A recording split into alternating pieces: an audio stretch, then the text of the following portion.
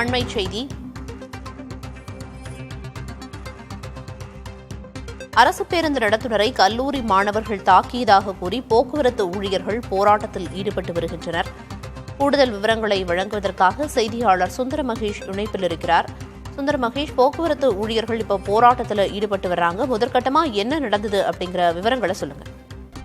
பிரியதர்ஷினி, தென்காசி மாவட்டம் புளியங்குடியிலிருந்து சுரண்டைக்கு அரசு கல்லூரி வழியாக சுரண்டை பேருந்து நிலையத்திற்கு ஒரு அரசு பேருந்து வந்துள்ளது. இந்த அரசு பேருந்தில் கோபாலகிருஷ்ணன் என்பவர் மாணவர்களே படியில் நிற்கக்கூடாது என்று கண்டித்துள்ளார். அந்த நடத்துனரை அந்த பகுதியில் பயணித்துக் கொண்டிருந்த மாணவர்கள் தாக்கியதாக கூறப்படுகிறது. இதன் காரணமாக உடனடியாக அந்த மாணவர்கள் மீது நடவடிக்கை எடுக்க வேண்டும் என்று வலியுறுத்தி சுரண்டை பேருந்து நிலையத்திற்கு பேருந்து வந்தபோது அந்த பேருந்து நடத்துனர் பேசியதை கேட்டு அனைத்து பேருந்து ஓட்டுநர்கள் நடத்துனர்கள் போராட்டத்தில் ஈடுபட்டனர். பேருந்துகளை இயக்க மாட்டோம் என உடனடியாக நடவடிக்கை எடுக்காத பட்சத்தில் பேருந்துகள் இயக்கப்பட மாட்டாது என்று தெரிவித்து அங்கேயே போராட்டத்தில் ஈடுபட்டனர்.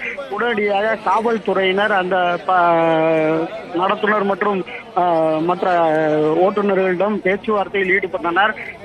மேலும் அந்த மாணவர் தாக்கிய மாணவர் அடையாளம் தெரியாத சூழ்நிலையில் உடனடியாக அந்த மாணவரை கண்டறிந்து உடனடியாக அவர் மீது நடவடிக்கை எடுக்கப்படும் என காவல்துறையினர் பேச்சுவார்த்தையின் போது உறுதியளித்ததாக கூறப்படுகிறது. அதன் பேரில் தற்போது அந்த போராட்டம் ஒத்திவைக்கப்பட்டு பேருந்துகளை இயக்கும் நடவடிக்கையில் ஓட்டுநர்கள் மற்றும் நடத்துனர்கள் ஈடுபட்டு வருகின்றனர். பிரியதர்ஷினி, விவரங்களை வழங்கியதற்கு நன்றி சுந்தர் மகேஷ்.